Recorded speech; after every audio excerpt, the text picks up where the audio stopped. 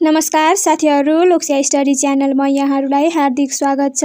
सधाझै आज 2083 साल असार 31 गते पनि बुधबार गोरखापत्रमा प्रकाशित अति नै महत्त्वपूर्ण समसामयिक प्रश्नहरू लिएर उपस्थित भइसकेको छु। आउँदै गरेका महत्त्वपूर्ण आयोगका परीक्षाका लागि यो भिडियो निकै फलदायी हुनेछ, त्यसैले यो भिडियो अन्त्यसम्म हेर्नुहोला। अब ढिला नगरी आजका प्रश्नहरू सुरु गरौँ। प्रश्न नम्बर 1 मा रहेको छ, नेपाल राष्ट्र बैंकका गभर्नर डा विश्वनाथ पौडेलद्वारा विक्रम सम्मत 2083 असार 23 गते सार्वजनिक आर्थिक वर्ष 2083-84 को मौद्रिक नीतिले उपभोक्ता मुद्रास्फीति मूल्य वृद्धि कति कायम गर्ने लक्ष्य लिएको छ? 5.5% भित्र। मौद्रिक नीतिका प्रमुख प्रावधान नेपाल राष्ट्र बैंकद्वारा सार्वजनिक गरिएको 25औं मौद्रिक नीति। मुख्य ध्येय के रहेको छ? अर्थतन्त्रमा स्थिरता र आर्थिक गतिशीलता बीच सन्तुलन कायम गर्नु। मौद्रिक नीतिका मुख्य लक्ष्य सूचक लक्षित परिणाम अथवा व्यवस्था आर्थिक वृद्धि दर 7% हासिल गर्ने रहेको, मुद्रास्फीति अथवा मूल्य वृद्धि चाहिँ 5% भित्र सीमित राख्ने, विदेशी मुद्रा सञ्चिति न्यूनतम 7 महिनाको वस्तु तथा सेवा आयात धान्न पुग्ने, विनिमय दर व्यवस्था भारतीय रुपैयाँसँगको स्थिर दर नै अन्तरिम लक्ष्य। नीतिगत कार्यदिशा र उपकरण। कार्यदिशा बाह्य अर्थतन्त्र अनुकूल रहेकाले सजगतापूर्वक लचिलो कार्यदिशा अपनाइएको। उपकरणहरू ब्याज दर कोरिडोर, अनिवार्य नगद अनुपात र स्थायी तरलता सुविधाका विद्यमान व्यवस्थालाई निरन्तरता दिइएको। तरलता व्यवस्थापन अन्तर्बैङ्क दरलाई नीतिगत दरको हाराहारीमा राख्न खुल्ला बजार कारोबारको प्रयोग गरिने। विदेशी मुद्रा खरिद गर्दा बजारमा तरलता व्यवस्थापन गर्न स्टेरिलाइज्ड इन्टरभेन्सन गरिने। समष्टिगत विवेकशील नियमन प्रणालीगत जोखिम न्यूनीकरण गर्न विवेकशील औजारको प्रयोग गरिने। कर्जा सहजीकरण व्यक्तिगत जमानीको असीमित दायित्व हटाउने। चेक अनादरको कालो सूची व्यवस्थामा सहजीकरण। ठूला विद्युतीय सवारी साधनको कर्जा मूल्य अनुपातमा लचकता सरलीकरण। बैंक तथा वित्तीय संस्थालाई जारी गरिएका निर्देशन कर्जा प्रवाह ब्याज दरलाई थप सरल र स्पष्ट बनाइने।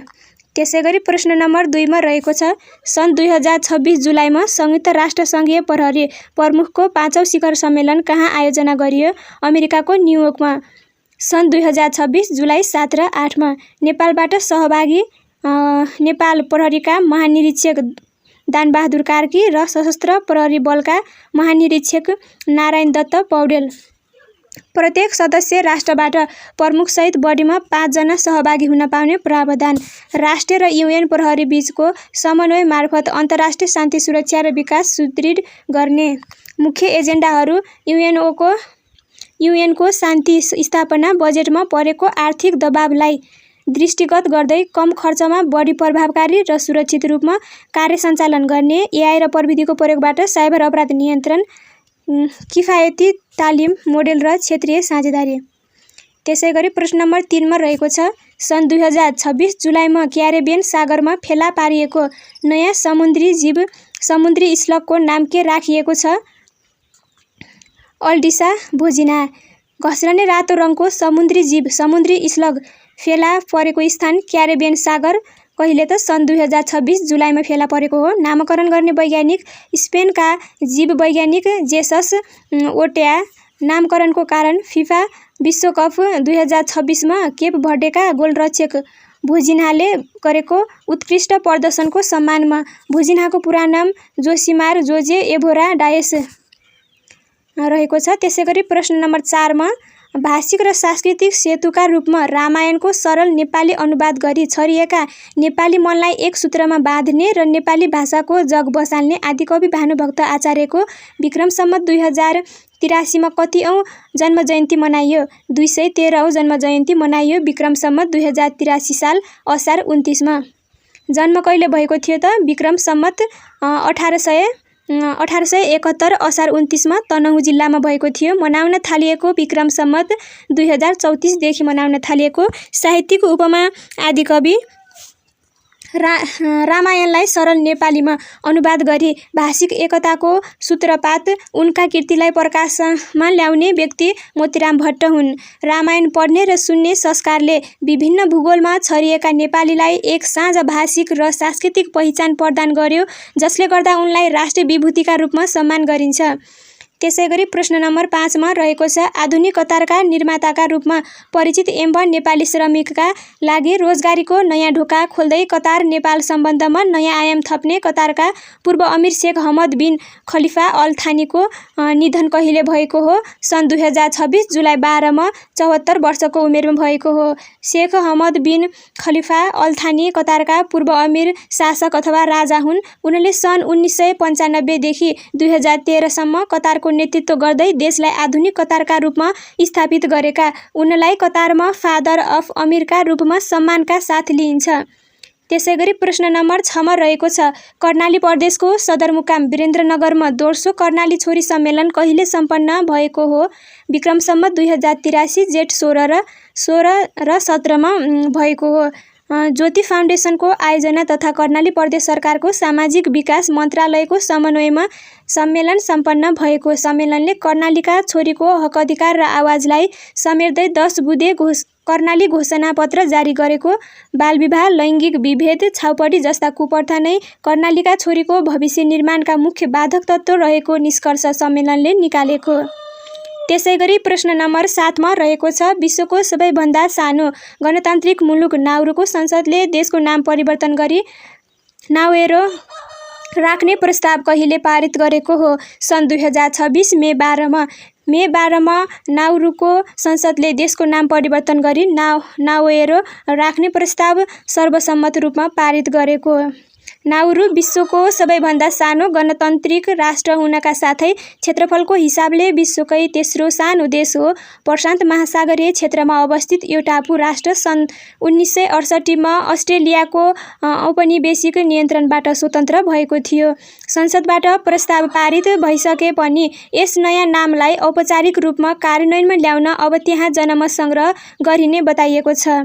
त्यसैगरी प्रश्न नम्बर 8 मा रहेको छ विश्व अभिभावक दिवस कहिले मनाइन्छ? जुन 1 मा। सन् 2026 को नारा टुगेदर फर प्यारेन्ट्स, अभिभावकका लागि सँगसँगै। सन् 2012 सेप्टेम्बर 17 मा संयुक्त राष्ट्रसङ्घको महासभाले विशेष प्रस्ताव पारित गरी यस दिवसको घोषणा गरेको हो, जस अनुरूप पहिलो पटक सन् 2013 जुन 1 देखि यो दिवस नियमित रूपमा मनाउन थालियो। सन्तानको सुखद भविष्यका लागि आमाबुवा अथवा अभिभावकले गर्ने निस्वार्थ त्याग, निरन्तर समर्पण र जीवनभरको बलिदानप्रति कृतज्ञता ज्ञापन गर्नु यस दिवसको मूल मर्म हो। त्यसैगरी प्रश्न नम्बर 9 मा रहेको छ प्रधानमन्त्री कप राष्ट्रिय क्रिकेट प्रतियोगिता 2026 को उपाधि विजेता टोली कुन हो? त्रिभुवन आर्मी क्लब उपविजेता सुदूरपश्चिम प्रदेश। खेल सञ्चालन कहिले भयो त? विक्रम सम्वत 2082 साल चैत 7 देखि वैशाख 4 गतेसम्म भयो। त्यसैगरी प्रश्न नम्बर 10 मा रहेको छ नेपालकै पहिलो पोषण मैत्री गाउँपालिका घोषणा हुन सफल स्थानीय तह कुन हो? बर्दिघाट गाउँपालिका, बागलुङ जिल्लाको। घोषणा मिति विक्रम सम्वत 2083 साल असार 15 गते भएको। बर्दिघाट गाउँपालिका सङ्घीय सरकारको पोषण मैत्री स्थानीय शासन कार्यान्वयन कार्यविधि 2080 का सबै सूचक पूरा गरेर घोषित हुने देशभरिकै पहिलो स्थानीय तह बनेको। गण्डकी प्रदेशका मुख्यमन्त्री सुरेन्द्रराज पाण्डेद्वारा सो घोषणा गरिएको हो। गाउँपालिकाभित्रका सबै 10 वटै वडा पूर्ण रूपमा पोषण मैत्री घोषणा भएसँगै पालिका सो उपलब्धि हासिल गर्न सफल भएको। त्यसैगरी प्रश्न नम्बर 11 मा रहेको छ कल्पना ज्ञानभन्दा बढी महत्त्वपूर्ण हुन्छ भन्ने विद्वान को हुन्? Albert Einstein. ज्ञानले बनिसकेका बाटाहरू मात्र देखाउँछ, तर कल्पना त्यो पखेटा हो जसले तपाईँलाई आकाशमा कुनै बाटो नहुँदा पनि नयाँ गन्तव्यतर्फ उड्न सिकाउँछ। त्यसैगरी प्रश्न नम्बर 12 मा रहेको छ संयुक्त राष्ट्रसङ्घको दिगो विकास समाधान नेटवर्क SDSN द्वारा सार्वजनिक दिगो विकास सूचकाङ्क 2026 मा नेपाल कतिऔँ स्थानमा रहेको छ? 90औँ स्थानमा रहेको छ।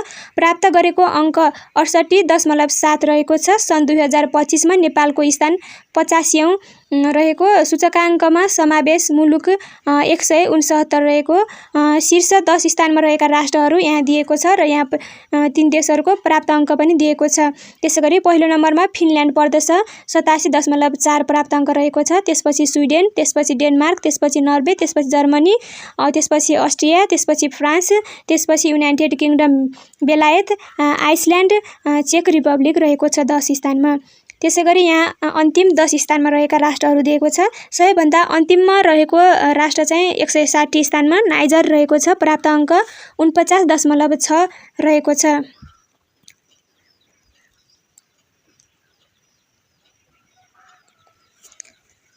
यो अलि यहाँनिर मिस्टेक भएछ। अन्तिम स्थानमा रहेको राष्ट्र चाहिँ दक्षिण सुडान रहेको छ। 169औं। प्राप्त अङ्क कति रहेको छ त 39.9 रहेको छ। त्यसैगरी सार्क राष्ट्रको अवस्था दिएको छ यहाँ देशहरू र प्राप्त अङ्क। सार्क राष्ट्रमा सबैभन्दा पहिलो स्थानमा रहेको चाहिँ मालदिप्स रहेको छ 63औं स्थानमा भने अन्तिममा अफगानिस्तान रहेको छ 161औं स्थानमा रहेको छ। त्यसैगरी आजको अन्तिम प्रश्नतर्फ लागौँ। प्रश्न नम्बर 13 मा विश्व जनसङ्ख्या दिवस कहिले मनाइन्छ? जुलाई 11 मा। सन् 2026 को नारा realizing the hopes and expenses of young people today and for the future. युवाको आशा र आकाङ्क्षा पहिचान गरौँ आज र भविष्यका लागि। सन् 1987 जुलाई 11 मा विश्वको जनसङ्ख्या 5 अर्ब बिलियन पुगेको दिनलाई स्मरण गरी यो दिवस तय गरिएको। संयुक्त राष्ट्र सङ्घीय विकास कार्यक्रमको गभर्निङ काउन्सिलले सन् 1989 मा यो दिवस मनाउने प्रस्ताव पारित गरेको। पहिलो पटक कहिले मनाइयो? सन् 1990 मा विश्वभर पहिलो पटक औपचारिक रूपमा मनाइएको। अहिलेको विश्व जनसङ्ख्या करिब 8 अर्ब 30 करोड। नेपालको जनसङ्ख्या 2,91,64,578। जनगणना 2078 अनुसार विश्वमा सबैभन्दा बढी जनसङ्ख्या भएको देश भारत। विश्वमा सबैभन्दा थोरै जनसङ्ख्या भएको देश भ्याटिकन सिटी। हस्त साथीहरू, आजका लागि गोरखापत्र विशेष समसामयिक यति नै रहेका छन्। हजुरहरूलाई कस्तो लाग्यो कृपया आफ्नो अमूल्य प्रतिक्रिया दिन नभुल्नुहोला। साथै लोकसेवा उपयोगी सामग्री र हरेक बुधबार गोरखापत्रमा अपडेट निरन्तर पाउनका लागि हाम्रो लोकसेवा स्टडी च्यानललाई सब्स्क्राइब गरी जोडिनुहोला। अध्ययनलाई निरन्तरता दिनुहोला। All the best.